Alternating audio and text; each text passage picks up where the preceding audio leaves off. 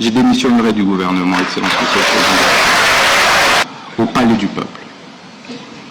Pourquoi palais du peuple? Parce que la justice est rendue au nom du peuple et exécutée au nom du chef de l'État, que vous êtes dans l'État suprême. Excellence Monsieur le Président de la République, depuis notre avènement au ministère de la Justice, nous avons mené quelques réformes courageuses. Des réformes et des actions, des initiatives parfois douloureuses. Parfois, nous nous sommes posé la question, doit-on continuer ou reculer? C'est ici les lieux de vous remercier, du fond du cœur. N'eût été votre soutien immanquable, je démissionnerai du gouvernement, Excellence Monsieur le Président.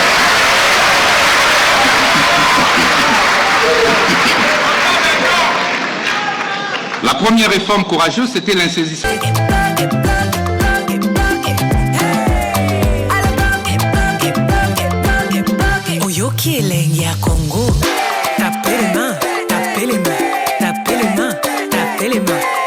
Je démissionnerai du gouvernement, Excellence Monsieur le Président, au palais du peuple.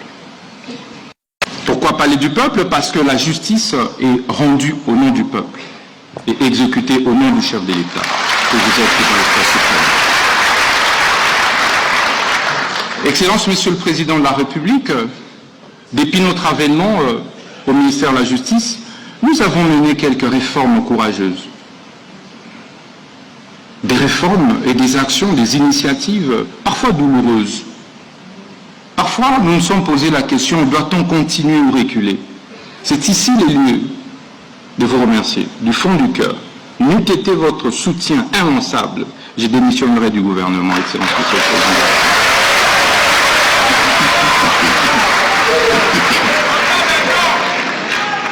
La première réforme courageuse, c'était l'insaisissement. Quand tu regardes, dire qu'il y a un courage, vous direz que vous l'avez.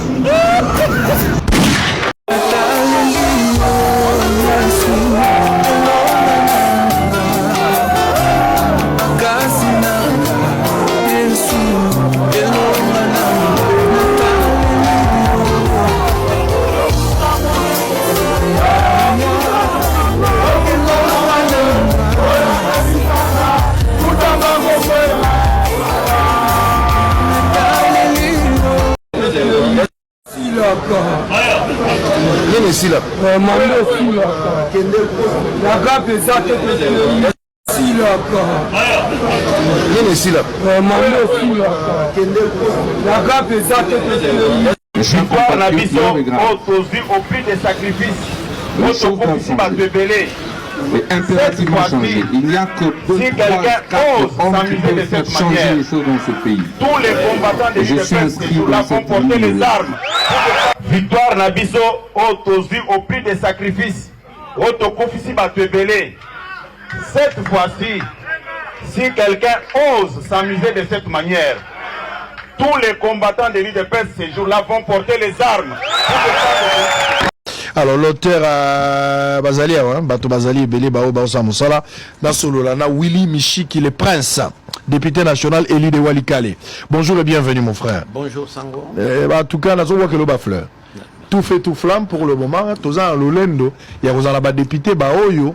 Bati Kalika Katolo ba téléspectateurs, bazo la laté, aux touristes étaient ensemble.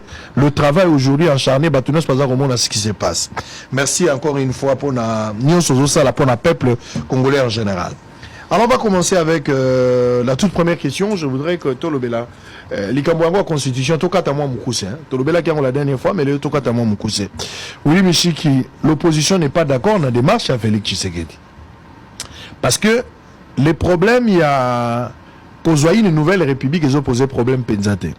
L'Ikambouya, qu'on modifie la constitution, même certains opposants, baza d'accord qu'il y a des articles qui ne marchent pas. Peut-être non, il y a une position politique, ils ne veulent pas partager la vie avec vous. Mais et là, ça la peur que les Kezali, l'idée qui peut se cacher derrière la démarche, c'est-à-dire arriver à changer la constitution, et derrière ça, la nouvelle république est Botami. Ce qui est la nouvelle république est Botami, automatiquement, il y a une période transitoire où il faut traverser. Les pays, notamment, il faut aller en référendum le premier référendum pour population, après sa vie, n'a pas andimé ou pas. Il faut plus d'1 milliard comme d'habitude, oui, on a besoin d'élection. Mais en gros, il faut une transition. Oui, comme peut-être par un dialogue, une transition. Qui gère cette transition? C'est toujours le président en place où il y aura office de gérer transition. Donc, la 4e République, Félix Tshisekedi sera obligé de se représenter encore, fort probable. Donc, il n'a pas le 3e mandat avec la même constitution, mais il peut avoir d'autres mandats avec une nouvelle constitution. On a évité résumé à Makambo Nalobi, explication dans les Awapi. Katumbi n'a fallu le à Genève, Basololi tête à tête, justement pour barrer la route à cette démarche. Quel est votre point de vue? D'abord, Sango, merci d'abord pour l'invitation au Pesibisson. Et c'est encourageant vraiment Moussa de comme ça. Parce qu'en fait, Moussa est député en Côte d'Ivoire. Oui, Sango, ceux qui biso ba députés nationaux. Tout ça, les Moussa na biso ndenge beaucoup li constitution. Et puis ça biso ba attribution mise à toi, contrôle parlementaire, autorité budgétaire, législateur. Mboka oyo kozala neti paradis. Na biso Sango, je défie quiconque. Ceux qui to sali musala avec confiance. Même ba IGF wana ba kozaba chômeur. To kanga même IGF mutala mango zate. Puisque problème nyo c'est biso. Tozali ba pesa biso pouvoir mingi. Mais nous tozo tizangote. Revenant na mutuna na yo ndeko. Nga d'abord et puis nga mawa mingi. Comme on a chef de l'État qui est le garant de la nation. À côté de débat, et ça va débat à quel niveau? C'est pas à ce niveau. Batunyo so ba opposant ba saina ba placard ba cadavre politique et la moukinyo. Les lois commis marchandise ba pesi bango eloko. Alors que tozaki très bien. Donc tozongi si malade débat. Ya wonga nga fa débat ngote. Ce n'est pas opportun. Les lois ce n'est pas opportun. Il y a plus d'urgence que ça. Mboka les autres zolo baboye ndeko sango. Il y a une partie en Mboka, Nord Kivu, qui est la province la plus peuplée. 60% de la population Nord Kivu est sur l'administration rwandaise. On n'en parlait pas. Non, on est partout, mais sauf là où il y a des problèmes. En principe, même le conseil des ministres, il fallait pas l'Ukata et Teni Moko ya Nord Kivu, pour na couper sa mapinga na biso courage. Les loyaux, Gaï n'a pas partisan à changement. Depuis 2006, et la campagne, ça va dire non, constitution est à Malamouté. Je suis content qu'il y ait plus de 18 ans on me rejoint. Pourquoi? Mais ce n'est pas une question passionnée, non. Et même le chef de l'État ne devrait pas entrer dans ce débat de caniveau. Vous les avez comme intellectuels. Et même aujourd'hui, puisque autre qu'on fait allusion à la loi et référendum, c'est une loi. Il y aura une campagne, il y aura ma programmation, tout. C'est exactement comme tout ça. Élection. Mais il faut qu'on y ait, est-ce qu'il y a nécessité les lots? Est-ce qu'il y a opportunité? Moi, j'ai dit que ce n'est pas opportun. Moi, je suis partisan du changement, mais c'est pas... Pourquoi il n'y a pas opportunité? Pour que d'abord, la priorité d'abord, nous parlons au Congo. Aujourd'hui, si on vous redéfinit la carte du Congo, ce n'est plus le Congo qu'on a. Puisqu'il y a une grande partie aujourd'hui, vous savez que aujourd'hui, autant les Ruchuru, autant les Massis, autant les Niragongo, autant les partis à Roubert Munene, autant les partis à Walikar, c'est presque 60% du territoire oyo bazo occupé. Donc ceux qui ont ça les cartes à Congo les lots, on a parti puisque ça nous échappe. C'est ça qui devrait nous préoccuper les lots. Le vécu continué du Congolais, la vie est comme ma baie. Et ça, si on s'attaquait d'abord à ça, nous avons la cohésion nationale. Et lorsque maintenant nous aurons terminé cet état, maintenant nous pouvons parler. Est-ce que ce que nous vivons aujourd'hui, qu'est-ce qui nous empêche d'évoluer? Et c'est un débat qu'on ne doit même pas faire non, ce sont des débats qu'on fait dans les institutions. Moi je suis député, on n'a jamais parlé de...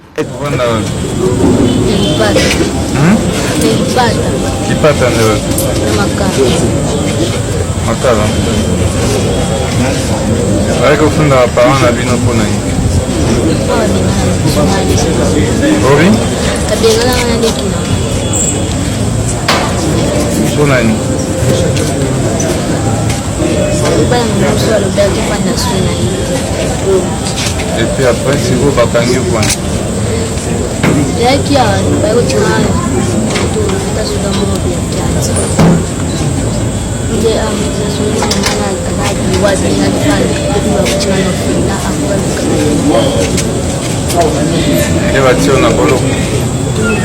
Ngamba modi na mfili babenganga mpona elamba ya peke ya chokola na lokumba moto esi wana lokumba moto te moto wana eza yanga te na ye mokolo telefone avandaki ya bakanganga depuis le délai na airten ici po bagere wana bayani po bagere mwa mwasi na lobaka encore yo osewanga na moto wana eza ya yo te saba tokende leka nde oza charge nga na ose konse kaka bateka moto bazongiselanga mbongo na nga ya biloko ya ngai.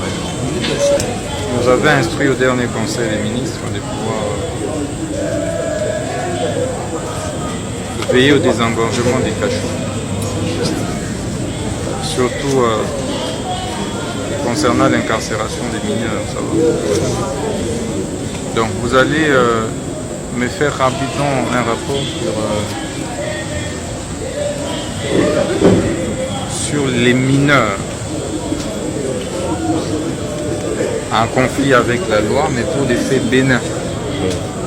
Donc il y a des faits graves, mais aussi il y a des faits bénins. Ça va? Regardez des faits bénins, ceux qui peuvent regagner, rejoindre leur famille, vous les libérer. Ok? Donc c'est le travail et les instructions que nous avons reçues du magistrat suprême. Et nous sommes là pour y veiller. C'est de manière ferme. Alors, à votre niveau, évidemment, il faut toujours apprécier les cas. Ok? Oui. Parce qu'en fait, en réalité, un enfant comme ça n'a pas choisi de se retrouver dans la rue. Ça aurait pu être toi, ça aurait pu être moi. Et le rôle de l'État que nous sommes, c'est de pouvoir au minimum veiller à son encadrement. En train de mettre en place un mécanisme, n'est-ce pas? Oui. Des luttes contre ce phénomène de banditisme urbain. Okay. Mais en même temps, cela n'exclut pas que nous puissions veiller à humaniser les cachots, les amigos et même les prisons. Vos propres enfants n'ont pas succombé dans nos maisons, dans vos maisons. Mais à chaque fois vous pardonnez Azanani, Azananou. Voilà. Bolimbisa comprendre Azananou. Voilà. Donc cela évidemment nécessite un encadrement. Et c'est le rôle de l'État. Donc un enfant en conflit avec la loi, on les rééduque, on l'encadre. On ne les met pas dans des conditions de cette nature. Okay? Parce qu'évidemment, quand vous l'appréhendez, vous les mettez dans ces conditions, en fait, vous bousillez l'avenir de cet enfant. Pourtant, parmi ces enfants, il y a certainement des futurs ministres. Oui, imaginez certainement que si j'étais appréhendé aussi à bas âge, et qu'on m'avait privé d'aller à l'école, je ne serais pas aujourd'hui ministre de la Justice. Ok? Donc, vous faites vite ce travail-là, et puis vous désengorgez ça de manière systématique. Et vous me faites pour savoir. Okay. Donc, pour Lungwa, on a pas chaud, mais pour bien dans ma maton. Tozongi na ndako esengeli kozala lisumu tozongi kelasi otangi na kelasi okani ok ya mboka alingi lisusu te bana bazala na bakasho bana esengeli bazala na kelasi to na bacentre d'encadrement ok donc bino bozobima ntango bozobima bozala bamodele bozala baexemplaire boteya bandeko basi bandeko mibali po bazali bana po ete bakoka lisusu kokanga bino te. Madame, merci. Donc vous réglez leur cas comme je l'ai dit. Vous regardez également. Excellence Samuel Itanda aza pasteur. Mais biso bana kaluka toza ba pasteur te bete. Osamutama. Mokonzi ya mboka Faci Beton apesaki yo chance pe apesaki yo confiance. Mais yo oyibi mbongo ya mboka bete.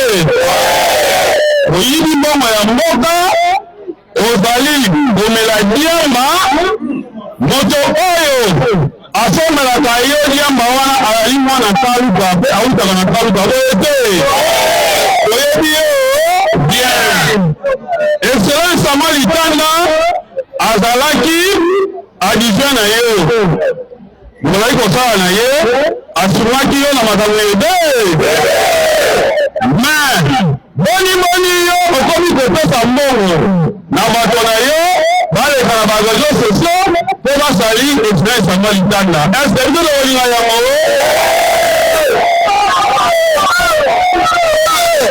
Yemake excellence Samuel Itanda ya liboso asala 10 ans na ministère ya justice comme conseiller juridique.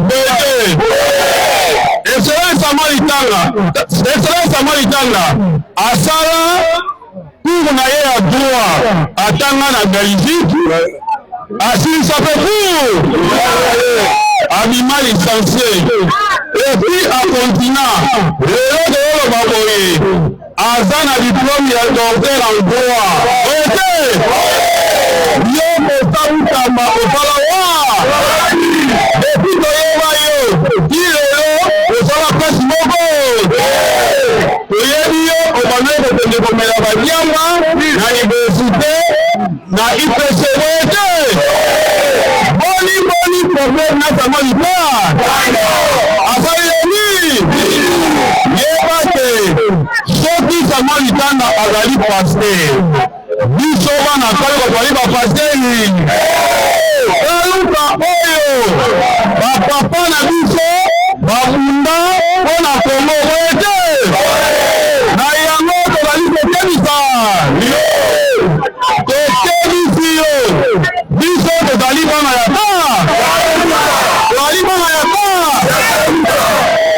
Samuel Itanda azali meilleur élu ya ville province ya Kinshasa bote soki ekokende akende na seni akende kotuna bakoyebisa yeke Samuel Itanda aza meilleur élu ya ville ya Kinshasa yoko sautama awa na Kinshasa ozali na wazi bayebi yo mpe ekomesa bambongo mpo bato bakende kotika yo okende kosamba tomonaki ndenge bato bayaki kosala yo mbongo na wilemi ete mais biso Samuel Itanda tosalaka bamatine politique à travers la ville pro Kinshasa chaque ntongo totiaka mbongo mpona Samuel Itanda tosalaka bamiting totiaka mbongo mpona Samuel Itanda bongo moni yo moto wana oyotya bambongo na yo otinda bato na réseaux sociaux po ete basalili ye. Est-ce que tokolinga ya yebake biso bana kaluka tokebisi yo soki omeki lisusu tokozela kaluka awa tokoya tinanga kuna biso tozali bana bomba oyebisi mosaluka maa bato na ye ayoka biso bien ete soki ayobi te akomona bana toluka makolo tina ndako na biso nde bakolokisa ainsi epesi message eyali message ya basi ya Samuel Itanda ayeba te biso torenelaka chaque jour na biso bolimba oyo te. Merci.